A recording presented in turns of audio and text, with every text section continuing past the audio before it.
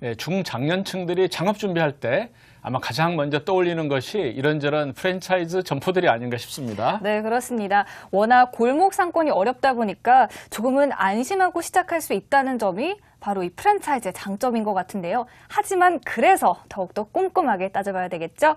오늘은요, 한국 1인 창조기업협회 김희정 회장님 모시고 이 프랜차이즈에 관한 더 자세한 이야기 나눠보도록 하겠습니다. 안녕하세요, 회장님. 네, 안녕하세요. 네. 네, 오늘부터 3주에 걸쳐서 프랜차이즈 현황도 저희가 분석하고 네. 또 어떻게 시작할지에 대해서도 이야기를 나눠볼 텐데요.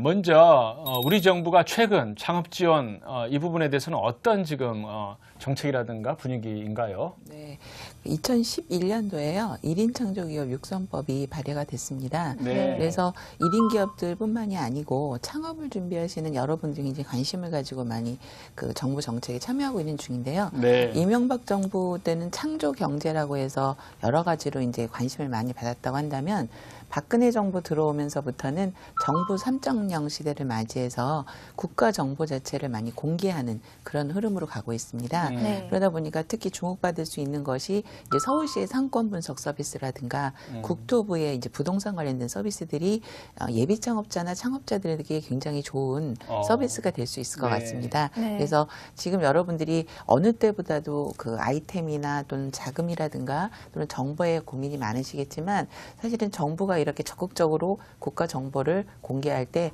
여러 가지로 많은 아이디어나 또는 정확한 데이터를 얻으실 수 있는 좋은 시기가 되었다고 생각이 듭니다. 네.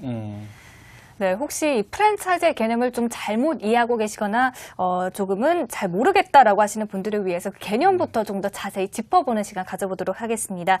회장님, 이 일반 창업과 가장 크게 다른 점 중심으로 좀 먼저 살펴볼까요? 네. 프랜차이즈 자체는 지적재산권을 가지고 있는 이제 가맹 본부하고요. 네. 그리고 그 가맹을 원하는 이제 소매인들이 계약을 통해서 우리가 그 상호를 쓰고 그 기술을 이용하겠다 계약을 하는 그 체제를 프랜차이즈로 얘기를 합니다. 네. 좀 더 자세히 설명을 드리면 체인 본부에서는 자신들이 보유하고 있는 특표 상권 또는 기술 기타 노하우들을 공급하고요.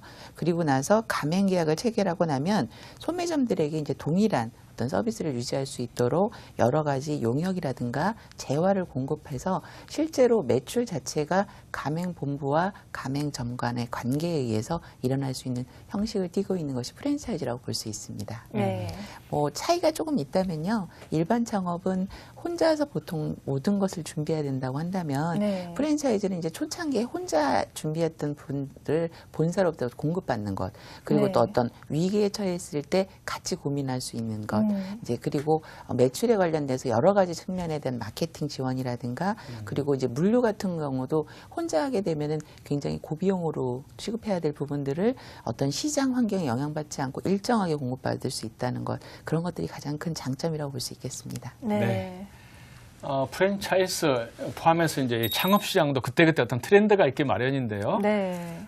창업 고려하시는 분들이 주목할 만한 그런 어떤 흐름이 있다면서요? 네, 2013년에는 좀 여러 가지로 이제 큰 흐름들이 있었습니다. 네. 그래서 제가 한 몇 가지만 정리해 봤는데요.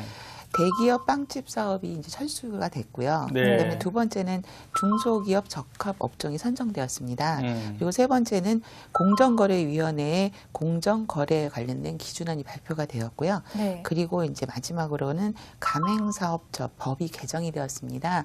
그래서 이제 이 부분에 대해서는 다음 주에 제가 또 자세히 또 설명을 드리겠지만 무엇보다도 이제 프랜차이즈 업계 자체가 아무래도 조금 더 불신이 많이 있다 보니까 네. 그 신뢰를 많이 잃어가고는 있지만 지금 현재까지로 우리가 봤을 때는 프랜차이즈 규모가 100조가 넘습니다. 그리고 일자리가 140만 개 일자리를 창출하고 있기 때문에 네. 우리나라 국가 경제에 굉장히 중요한 업종이 될 수 있다고 보겠습니다. 네. 네, 프랜차이즈 사실 그 종류도 정말 많습니다. 네. 최근에는 어떤 종류의 프랜차이즈들이 인기인가요, 회장님?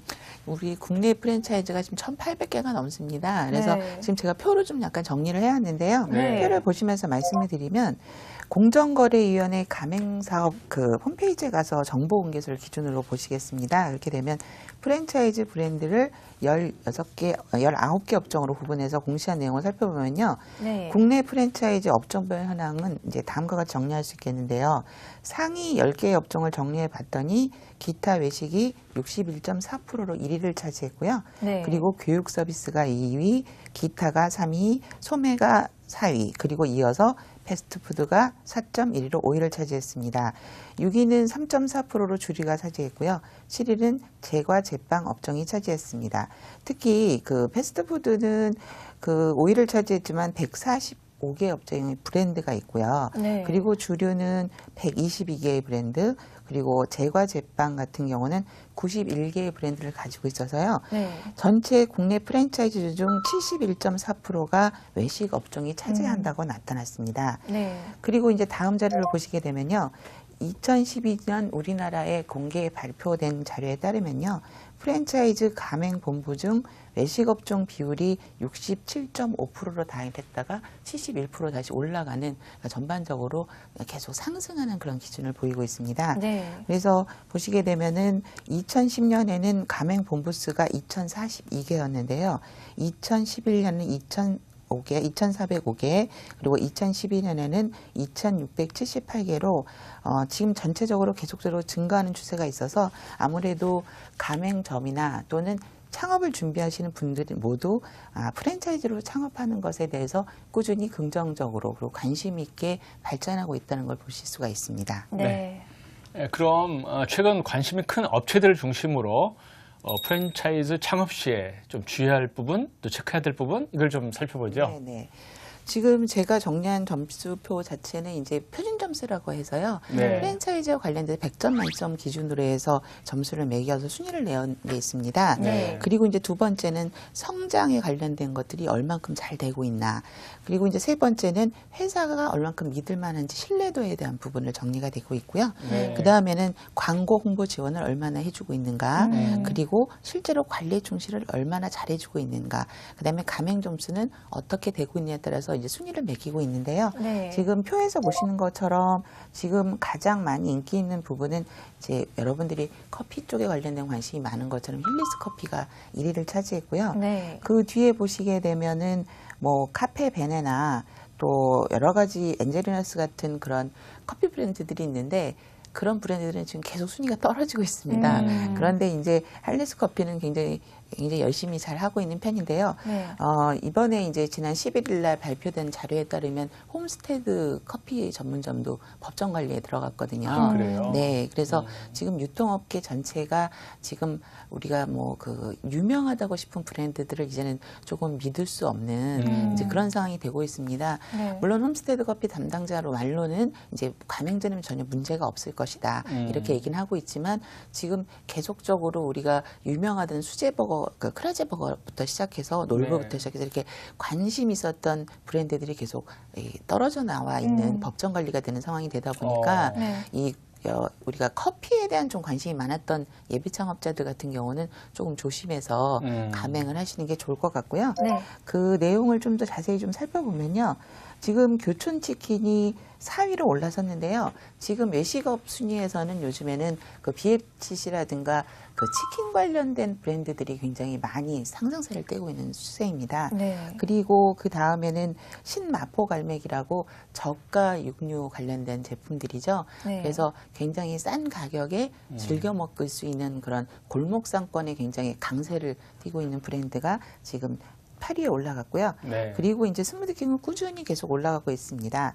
그리고 채산당은 아무래도 그 웰빙에 관련돼서 일반적인 이제 샤브샤브라든 음식 먹거리에 있어서만큼은 그 채소와 이런 여러 가지 것들을 유기농으로 준다는 어떤 특징을 가지고 있어서 굉장히 강세에 들어간 것 같고요. 네. 그리고 이제 다음번에 또 제가 마지막으로 도표로 준비한 것은 뭐냐면 외식업만 꼭 관심 있게 보실 것이 아니라 화장품 업계가 요즘엔 조금 더 프랜차이즈 쪽으로 강세를 드러내고 있습니다.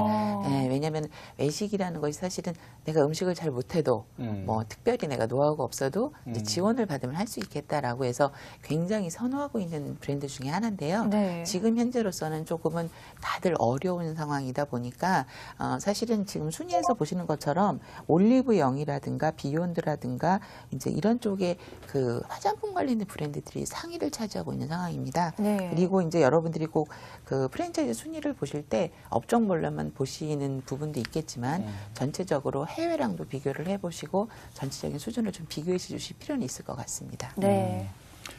사실 오늘은 그 프랜차이즈 현황에 대해서 자세하게 살펴봤는데요. 네. 뭐 가맹점과 본사의 관계라든가 여러 가지 궁금한 게 많습니다. 저희가 네. 다음 시간에 이어 듣도록 하겠습니다. 네, 이와 함께 프랜차이즈 사업의 정책 환경은 또 어떻게 변하고 있는지도 함께 이야기를 나눠보도록 하겠습니다.